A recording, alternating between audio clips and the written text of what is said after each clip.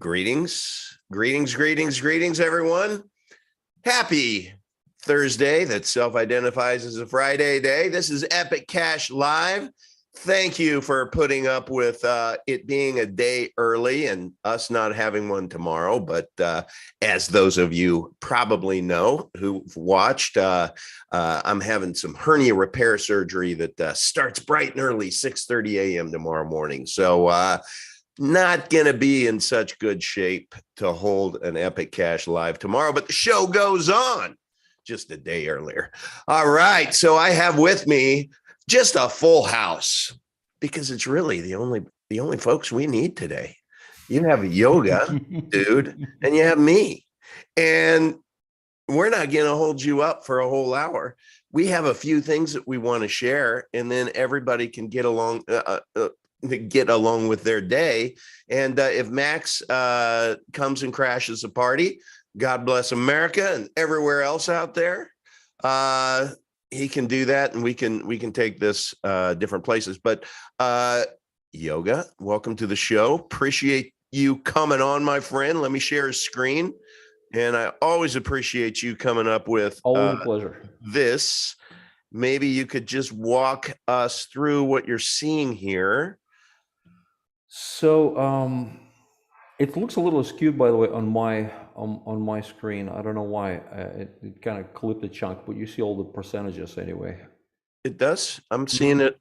I'm seeing it shown on. Oh, here it is. Okay. Nope. That was me. That was all me, man. Okay. No worries.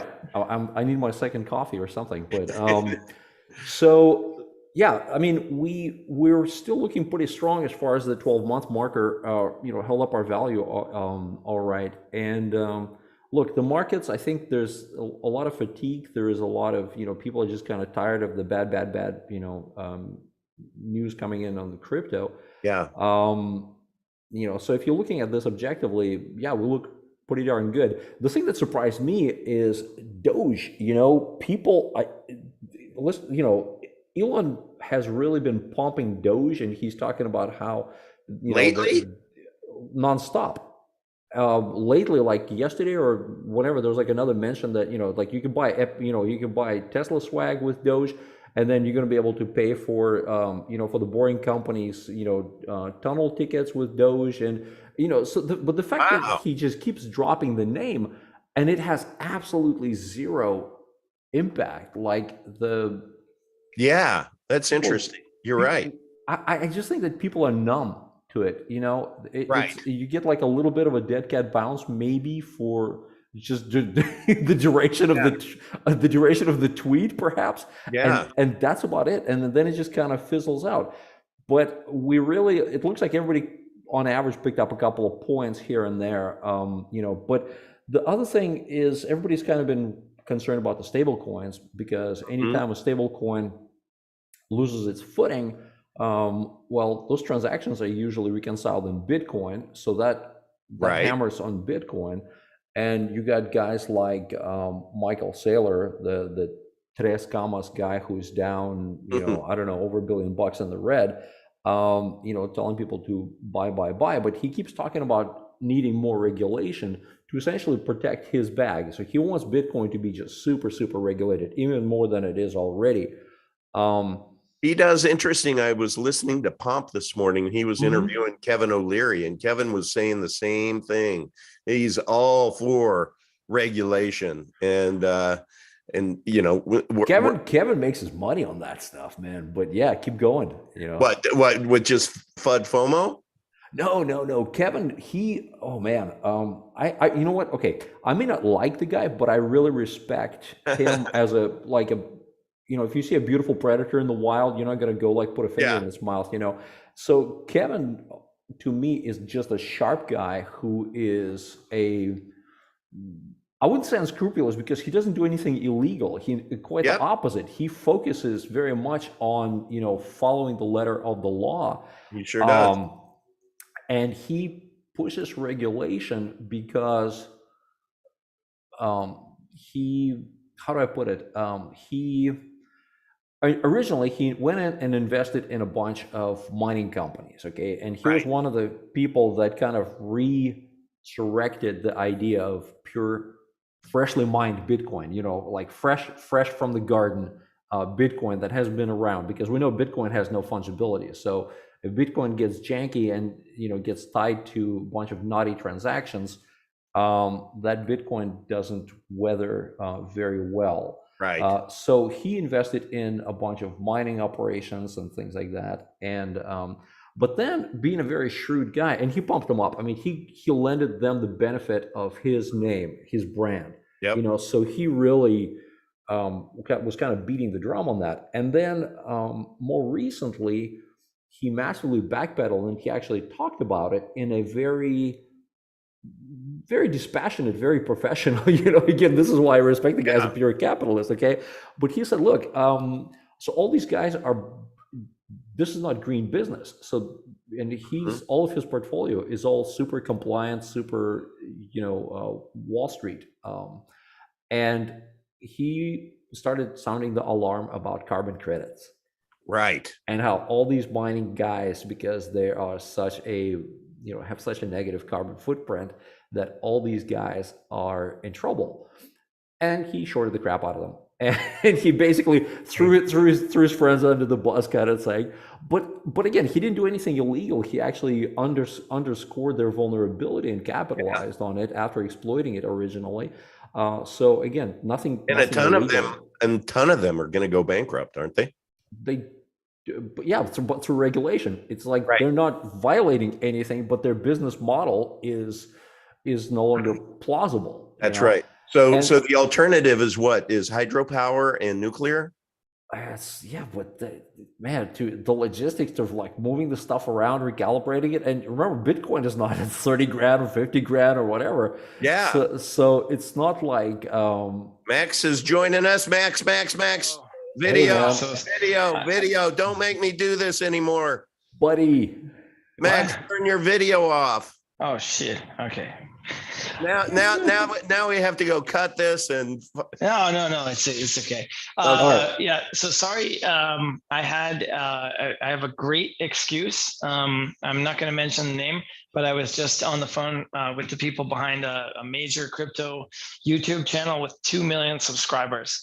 Sweet. Wow. It was a love fest. And this was not to talk about a paid promo deal. This wasn't new to the street where we're like, what are your terms for, exposure, blah, blah, blah. This was like taking the time to answer the exhaustive. That's why I'm late, because it ran to 70 minutes. It was supposed to, I booked half an hour, and the guy kept me on the phone for 70 minutes. He just had question after question. He was digging into the EUSD white paper. He's like, how are you different than Maker and MIM and this and that? So I think, we're going to start seeing some major awareness. And that's why I was late. Incidentally, that's amazing. Yeah, interestingly enough, the way, shout out to Jessica Chaplin, who was able to arrange that. What made this happen was the way we connected the dots was that there was a recent article written about Mimblewimble, and it didn't mention us. And so Jessica reached out to the author and said, hey, why didn't you mention us, but that was like the basis of the conversation. And it turns out that this person didn't even know we existed. Mm-hmm. And I'm like, you're writing an article about Mimblewimble, and you simply don't even like run into the best implementation of Mimblewimble. So we've got some meat and potatoes basics type of work to do on SEO, on education. We are Mimblewimble. Like Mimblewimble is us, and all this other stuff. An optional extension block side chain thing. Litecoin. Are you kidding me? Failed projects from 2019. Like, people think they know Mimblewimble. Oh, I have this article from Ivan Bogatti from 2019. Mimblewimble is broken. No. So anyway, that was very eye-opening. Speaking of Litecoin, they're down near 64%. So yeah, they're kind of hanging there for a while. They're not really getting any kind of bounces up or down. So they've been kind of like in the deep red. I was thinking about doing like shades of red, the 50 shades of red. For the people who are like below 50, or like way below 50, like some of the other projects out there. But then I thought, no, that's just kind of they're already. Litecoin has bled value versus BTC, the prior hard money standard before we came along, consistently, like always, right? for 10 years. Yeah. 10 years, this thing is losing money. Wow. So Max, I am dying now that you shared with me about this YouTuber. What was the purpose? What was the purpose? So were you on their channel? No. This was just a private, deep background talk to one of their writers. I mean, any YouTube, just like Lady Gaga is not just about a girl that knows how to sing. It's a multi-100 person organization. So Coin Bureau has, he said, between 20 and 30 staff members. Our contact is one of 4 writers, and he explained a lot about how they work. The reason that this particular channel has so many subscribers is because they do quality content. They actually don't take sponsored promotions. They make their money other way. So really value is aligned. It took a long time to find them and them to find us, and for them to give us the time of day, but we've earned that. We've earned that respect. Like, the way I look at it is we earned the right to have that quick 15-minute phone call, and that was what opened the door to turns into 70 minutes that ends up with all kinds of stuff later. We just need that first soldier on Normandy Beach to put their first pinky toe on the beach, and that's where we are in the campaign. It's amazing that these people that do write articles and such, recently was interviewed for one, and just wanted to be able to, say thank you and send. I can't give Epic away. He's like, yeah, at first, upon quick glance, he goes, just don't see the value. I'll take a pass. and it just blows my mind, and you always say people will get the price Epic they deserve, but it's to me, I just, I responded, I said, well, that's the difference between, you and me, is I didn't stop at first glance, have 18 months. Everyone gets the price they deserve. Yeah. But it's mind boggling.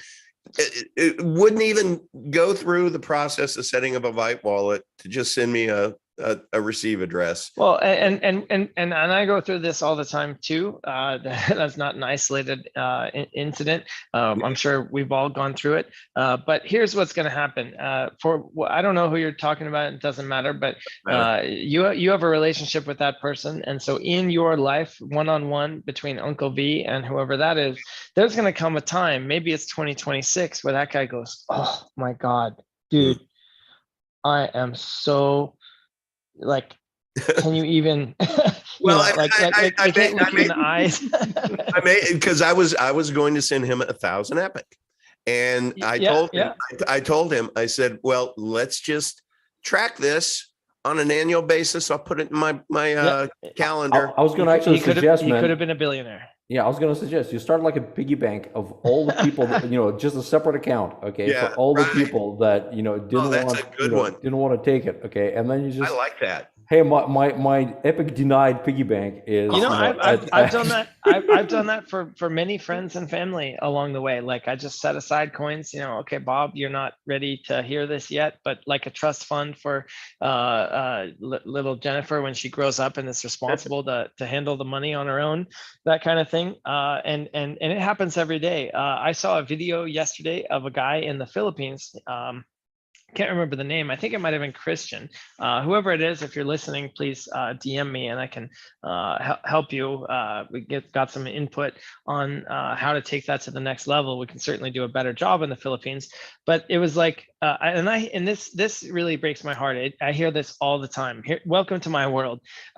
July 2020, I got into Epic and I bought some. And the good news is I made 20 times my money. The bad news is I didn't buy enough. So watch, I'm going to go liquidate all my other stuff now after I'm down 60% in the last 6 months in this market meltdown. I'm going to take the smoking ruins of what's left of my portfolio and go buy some more Epic, which I should have done back in the beginning, because now I know what I didn't know back then, because in this case, he had spent the better part of the past few years educating himself as part of the community. And so you can't go back in time and undo the first mistake, which is not going in deep enough, but you can cure that now, because the second, the best time to plant a tree is 20 years ago, and the second best time is now. And so I hear that all day, every day. People going, man, you know, I should have done more. It just, and it's like, you know, and so now I've come to be like a little bit like, you know, like when you anticipate the recoil of the rifle before you shoot, like, you know what's coming. Like, I just kind of gently like wait for people to be ready, and then be like, okay, you know, now now let's get started. And as that happens on a mass scale, remember, there's only 5,760 coins a day. No matter how many people want to come and mine, how many people want to come and buy and use, our supply integrity is intact. We almost lost it there with Bitmart and shenanigans there. Lesson learned. So good, you know, good thing that we didn't go down that road, because the effective supply of Bitcoin Core is between 40 and 55 million on top of an actual supply of 19. So we've got a hard supply, 14 million. Next summer, it's going to 2880. And as people like Christian in the Philippines go, you know what? A buck is a pretty good price. I'm going to go take, you know, what's left of this over here before it falls apart and buy some. A buck There's no is way a to go great about price. Hey, Max, would you mind, because I think this, I learned something from you, and I think it's important for the community to know too. In the Diego wallet, there is a service, an embedded service with Change Now. And you were talking to me about, you know, if we wouldn't have been effing around with Bitmart, we could have been focusing on E1. And but so we're kind of now suffering a little bit because we can't party with Change Now. Can you tell us why? And you know, kind of how, if we had to rewind it, we might have done this differently. Yeah, just let me let in. Yeah, there we go. Okay. I just want to mess with the settings so we don't get the echo. Okay, sure.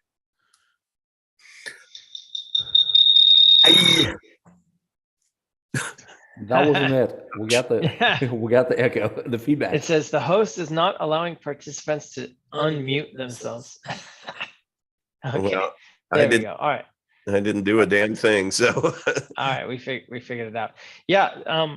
So the reason that it's tough to get into Change Now is they require one of two things. You either have to be on a centralized exchange they support, which we don't, because it's only the big ones, or to be on a DEX, Binance Smart Chain, or Ethereum are the two they support, with a certain amount of liquidity. Now, the liquidity is not the problem.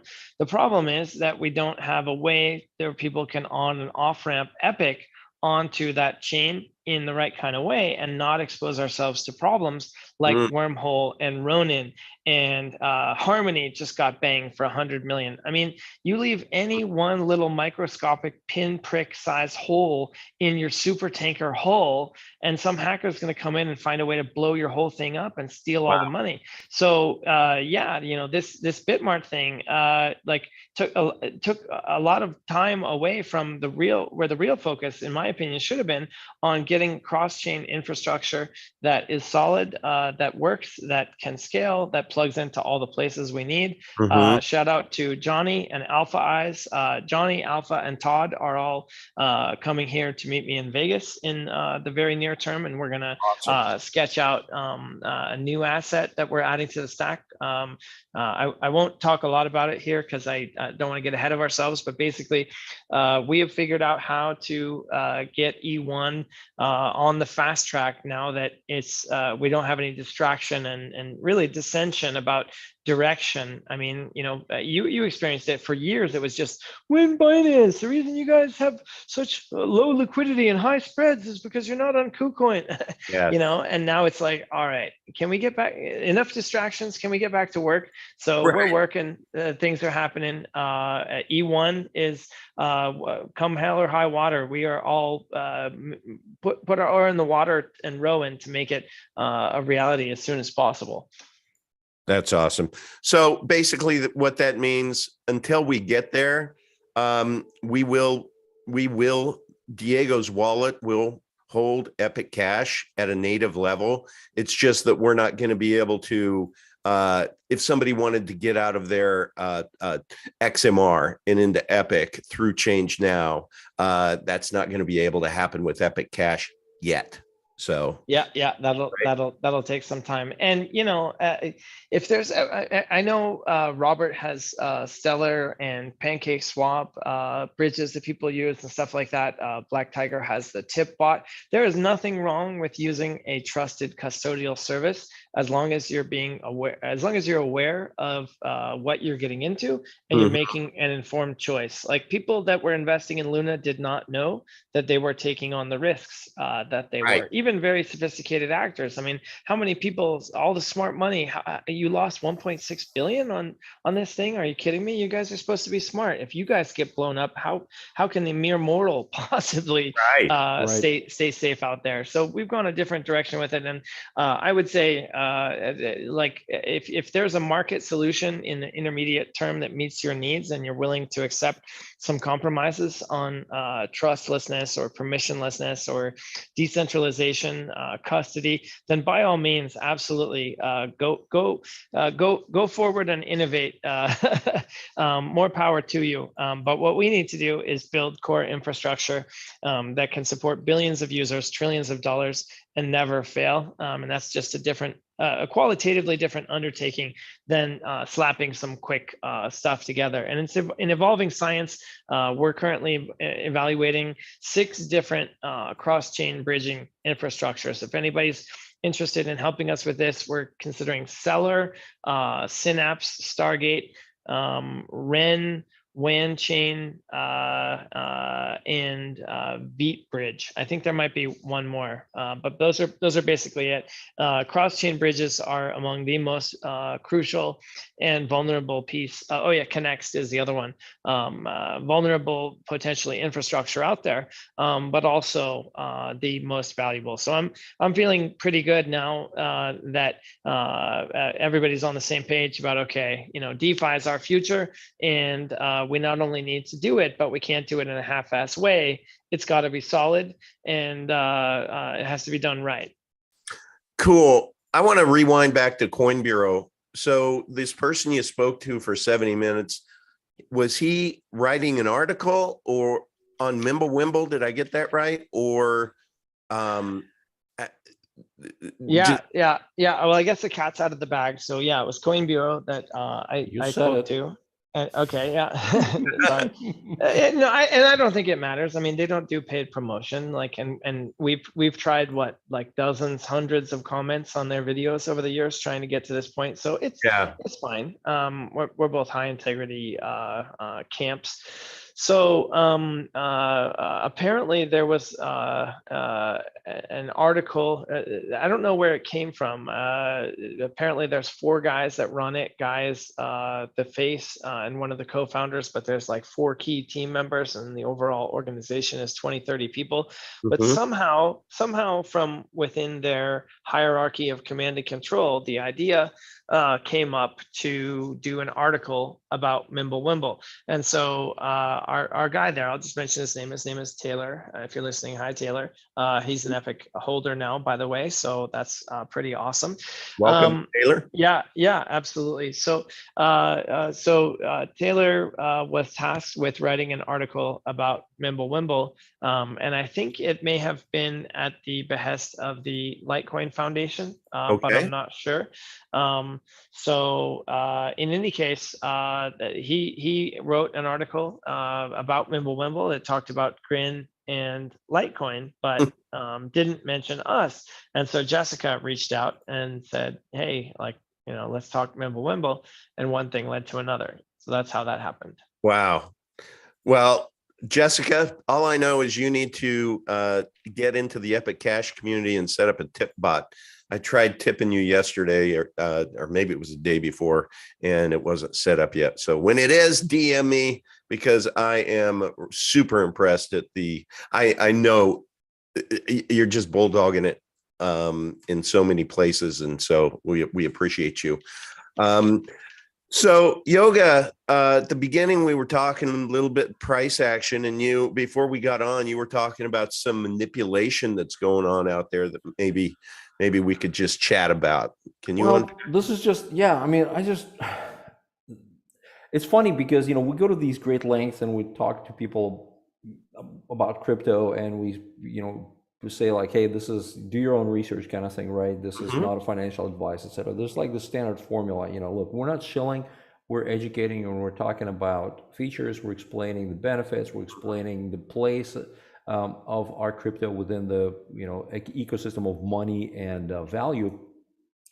And then on the flip side of that, you got guys like, well, Elon keeps saying Doge, although as we talked earlier, that doesn't seem to have any impact at all anymore, because people are just numb to that. Okay. And then you have illustrious people like the 3 Michael Saylor, who is, by the way, right now doing a broadcast titled, "This is the time to go all in. Bitcoin will hit 90K by the end of this month." Holy cow. What a crook. Okay, well, yeah. So we this reminds me of the $1 million wiener thing with McAfee. You remember when he said that if Bitcoin doesn't go to $1 million by the end of the year, he's going to cut off his own wiener and eat it on national television. And by the way, I'm still wondering if that wasn't the way he died. So you look at this, the narrative is being not just tainted, but is being abused. The crypto leading brands, you look at who's behind controlling Bitcoin with, and you guys did a deep dive on some of that, with people controlling the programming resources. If you want to control the crypto, how do you do it? Well, Bitcoin is being done on all fronts because it's been around the longest. So it's being controlled through the banking industry, it's being controlled through the exchanges, it's being controlled through the mining process, because it's a monopoly essentially, or let's not call it a monopoly, it's a cartel, right?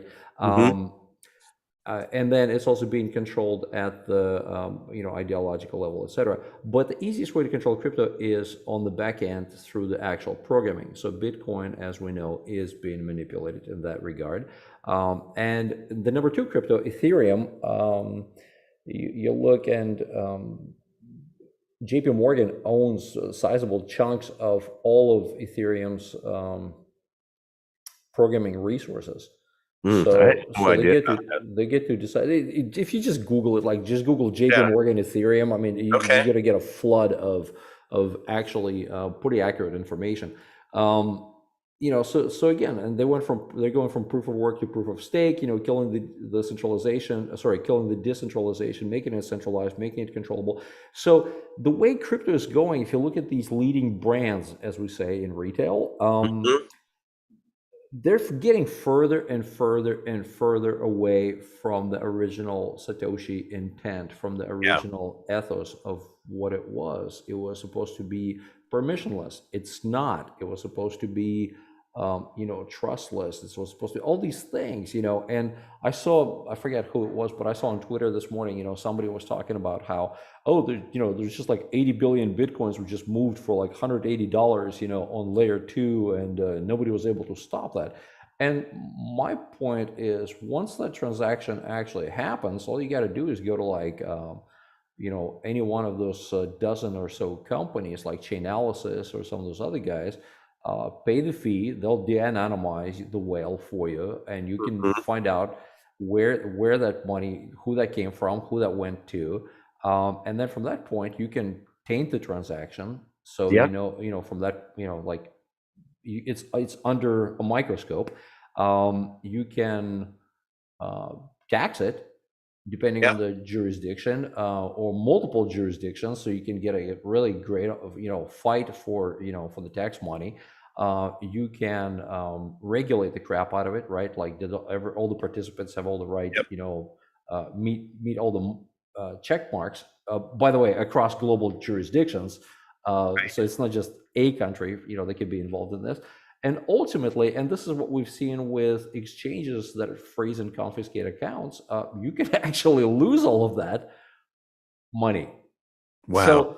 So this is, and so when they say like, well, it's unconfiscatable, I get that Princess Bride line. You use that line a lot. I don't think it means what you think it means. Right. When they say unconfiscatable, when they say fungible, when they say it's protected, no, no, and no. And the question that I have is these people are they stupid or are they liars? It's kind of or are they just ignorant because they stopped falls into the studying? They stopped studying a long time ago once they realized they know everything. Yeah, and so this is where it's at. These are the quote unquote leading brands, and because they're operating on old tech, they're operating on vulnerable tech, and it's not only that they're not interested in fixing the vulnerability of the tech, but they actually like the vulnerability of the tech because that gives them the ability to control it and manipulate it. And this is where Epic really shines because we're operating on newer tech. You can't manipulate it, you can't abuse it, and as other tech evolves, we are uniquely positioned with our fluid mindset to continue implementing better, newer technologies instead of just hiding our head in the sand. Like quantum resistance and and other things, right? So to me, it's like the stuff, the top of the list is being shoved down everybody's throat. Like, if you don't own Bitcoin, you ain't nothing, man. Because there's only 21 million of them, and it just gets like really overbearing at this point. It's like these angry people, red in the face because they're down, $1 billion. They want you to buy their bag. They're exploiting the greater fool, theory. Find somebody stupid, stupider than they were, to offload their shit, pardon my French. Instead of actually evaluating the technology on its merit and on its value. Does it,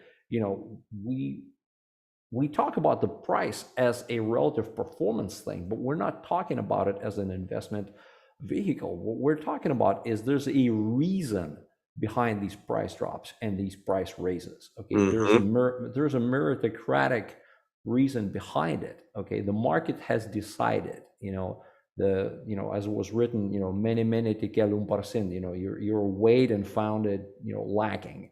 Okay, and that's what we're seeing in the market. And we are going into the market humble. We're not. We're posting this chart as an honest chart. We're not pumping ourselves. We're explaining our position, and we want people to put us under an objective microscope, and like you guys just did with Marcus, and like Max and you and Todd and myself, like we've done this countless times. Not defending our vision, but simply explaining it, because there's really nothing to defend. It stands pretty damn well on its own. Once people take the time to examine it. Yeah, I was recently accused of shilling Epic, and I'm like, bro, I don't shill Epic, I persuade. That's what I feel that my job here is to present the attributes, and hopefully you find it persuasive that this is an investable coin in you. Way different than shilling. And you present the information, you present the cons and the pro. Okay. So we discuss this openly, like what are the things about Mimblewimble? Is it like, do we have the highest privacy set of all things? We do not, but nevertheless, we have what we consider good enough privacy, right? We don't do this thing where people just, Bitcoin, I keep hearing this, like, oh, it's fungible, oh, it's private, oh, this transaction is undetectable and unstoppable. It's like, bullshit. I'm sorry, that's just objectively not true. And so to me, the value, the price will find itself as more and more people find us, our scarcity is not going to change. The more people find us, the more people will, take a position, and that's the price is just a natural progression of the discovery process. That's all it is. Yeah. Matter of fact, I was reading this this morning. I can't remember if you maybe gave me this little gem or what, but it's on a yellow note. I always put things that are really important. With any asset, there is an unknown period of price discovery. During price discovery, those exercising the muscle of delayed gratification almost always financially win ... big. And that's where we're at. It's like we are still so undiscovered. I mean, the people who, by the way, shout out to YouTube. I bounced between 2,900 and 2010, and I'm back down to 2,900, everyone. So for the 18 months that I've been at this, I have gained 10 and lost 10, gained 10 and lost 10. So I'm back down to 10, man. So I'm feeling kind of humbled today. Let's get back up to 2,910, everyone. It's just so ridiculous. YouTube, this is one of those, where you have monopolies. YouTube can get away with doing whatever the hell YouTube wants, and that's just the reality. Yeah, but I know the people that watch this show, it's very much an echo chamber, because we're all, we're all a family, one big happy family in here and stuff, and we're just so undiscovered, and so that's where I get excited about little information bursts that Max just provided about Coin Bureau taking an interest in a deep dive and investing 70 minutes with Max, which I think will ultimately flower to be something pretty special, I imagine. And I imagine, Max, you would agree, probably won't be your last conversation with him, right? That's usually how it works. Yeah, absolutely. I mean, Jessica is setting him up with a wallet. He claims anyway to want to get into mining. So I think that's the best way to. We'll see him around. Yeah, that's the best way to understand something. He's like, "Can I mine this right now?" Okay, yes. Let's get started. That's how and it should be. Yeah. Sorry. Hey, Max, I just wanted real quick. I just wanted to finish the thought since you got the screen up. One thing I just want to. We're all huge fans of Gensler, of course, right? Because SEC, who doesn't like SEC? It's almost like sex with just one letter difference. And the thing that I particularly like that everybody's latching on, especially Michael Saylor is latching on to Gensler's quote that was recent, where Gensler basically said that Bitcoin is the only crypto that is not a security. And I find it awesomely funny and wow on many levels. No, but hold on, just stay with me on this, okay? Yeah. Just so you guys get the same level of chuckle that I get out of this, because here's a guy who regulates securities, right? So his job, his paycheck, his gravitas, his everything comes from everything being a security. So out of the 20,000 cryptos out there plus, he declares that, okay, fine, I lost Bitcoin. It's no longer under my control. Okay. But damn it, I'm going to hang on to the rest of the 19,999. It's just, I'm sorry, okay? It's just the way, the lack of education among the people who legislate about the stuff that they legislate is staggering. Like, there should be, I don't know, like, before you get a driver's license, you got to prove that you can drive a car, start a car, park the car, etc. And you got somebody who is supposedly in charge of all of this stuff, making claims that are so legally, technologically wrong on so many ways that and all you see is just like this person just desperately he's trying to hang on to his job or something. Like, no, that's it. The rest is mine. Okay, you can have Bitcoin, but the rest is mine. Okay. Job security. We actually quote Jay Clayton, who was the chair of the SEC in June 2018. He said, "Cryptocurrencies these are replacements for sovereign currencies. Replace the dollar, the euro, the yen with Bitcoin. That type of currency is not a security. So the people in power today need to respect what was said by their predecessors. And here, I happen to agree with the SEC that basically almost everything is a security, and assets that conform to the original Bitcoin design, which increasingly Bitcoin Core does not, but thankfully we do, are grandfathered in. So Mr. Gensler, right idea, wrong coin. So you are 100% confident, Max, that we are not a security. Yes. I mean, we go all the way back to the Howey test, which is ancient, you know, and it is a bad precedent though when SEC, you know, chairman is actually, just as Max just said, is ignoring the a priori, all the statements by leaders of the organization and by, you know, legal representatives who set definitions in motion. I mean, this is what legal profession is largely about, is precedents, right? And he's being dismissive about it. So to me, it's just it goes way beyond just lack of education, but it's almost like some kind of a malicious intent, you know.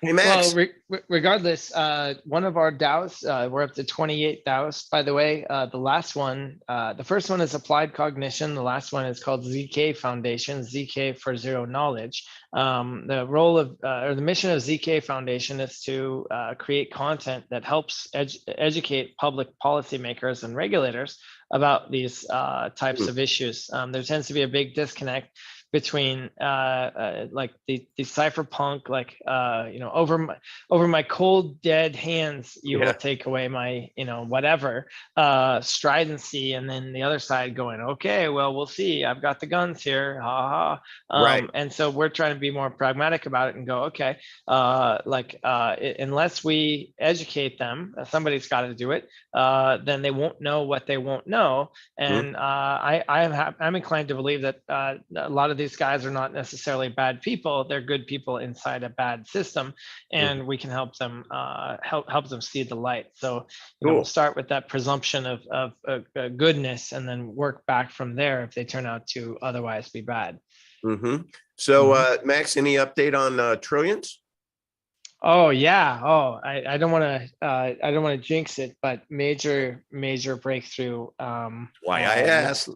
Yeah, looks like we've got the first major storyline integration partner. I won't mention this one. It's too early. I don't want to jinx it. But we've Spencer, Mars, Uncle, Mike, everybody who's been having an oar in the water to help get the Trillions boat rowed. Thank you, because we finally are in the right place. There's 7 different buckets for the show, and each one has a value to the production of about $10 million. So for this one bucket, there's only 4 competitors, and we established high-level contacts with the top management team of the one of the 4 that I like the best. So I don't want to give too much away, but these things are a little bit delicate. Nobody wants to be first, but then as it becomes more real, then people go, oh wow, you mean if I'm not in, then my competitor is going to go and get all of that? No, okay, now let me talk. So it's kind of a, well, that's kind of first mover type of thing. Yeah, go ahead. It's kind of the same thing like with the DNA of Bitcoin, right? Now that you've had Mark Cuban, that's kind of a big deal. And in the outreach, you can go out and why don't you just remind everybody again, the 4 that you've interviewed and the few that are in the docket, if you will. Yeah, so the first one was Kurt Wilkert Jr., Chief Bitcoin Historian at CoinGeek.com. Then I had Saifedean Ammous, the author of the Fiat Standard and Bitcoin Standard books. I had Mark Cuban, who's everybody knows who he is. And then I had Robert Breedlove, who's also a very well-respected thinker in Bitcoin circles. So I won't jinx the upcoming ones by mentioning them, but there are more illustrious personages in the hopper, and people can expect more of the same. We're getting pretty good at it as we put more effort into it. It's been in gestation for, God, I think I first met Dustin maybe 6 months ago, something like that. It's really taken a long time to come together. Incidentally, if anybody listening has an audience on Twitter, especially Dustin and Dylan, those are the two guys working on it. They like Twitter for this. If you have the ability to help us participate in the promotion for DNA and Bitcoin on Twitter, please DM me, because in their estimation, about 80% of the work that goes into a successful podcast should be put into the promotional side. So we've got some great content. It will be worth listening to, but it's pretty useless if nobody hears about it. And as we know, that's a challenge. So if you're in a position to help, please reach out to me or to Uncle, and we'll get you plugged in there. Perfect. Okay, guys, it is 12:45. And I have to tell you, because of surgery tomorrow, I've got a long to-do list the rest of the day. So if you guys don't mind, I'd love to call this. And everybody, I will see you next week. We won't be doing anything tomorrow, obviously. I hope to be here and ready to, I think, be able to lock up the quest for superior money. Max, thank you for coming on Wednesday with Todd. We made good progress. We have 1, 2, 3, 4, 5, 6, 7, 8. We just have 8 more to go, which I think we can knock out this next week on Wednesday. So unless I have any kind of complications, I'll be here. And I got a bit of tantalizing news. We can all use some good news with everything crazy that's going on in the world right now. Pool Boy just sent me the executable for his new GUI wallet. He made me promise not to share. We need to catch any last minute stuff, but knowing Pool Boy, it's going to be pretty close to amazing from the very start. Good so far. Yeah. Yep. So we are so close to not just one, but 2 wallets. And the beautiful part about this one is that it will enable us to pick up more nodes in countries that we don't yet have. There's the better part of 200 countries, I think, depending on how you define them. There's about 190, and we have about 60% of those. So we got to get 70 more countries, and that means we need to make it easy. So with this, we can go and actually find people in each of those places to set up nodes, and then we'll be the first crypto that can have 100% coverage of a local node running from a peer-to-peer user in your country. Yeah, and then it doesn't matter what our market cap is, because if you're talking about scarcity, we're more scarce. If you're talking about decentralization, we're more decentralized. And so just one by one, the infallibility of the existing king becomes more and more absurd to maintain. Right. Absolutely. I love it. That's great. Yeah. Thank you for that. Thank you. Yeah. All right, Uncle, everyone. Good luck, man. Good luck. Thank you. Thinking of you, man. Thank you. All right, everyone guys. in the Take chat. care. Appreciate you. Love you lots, and we'll be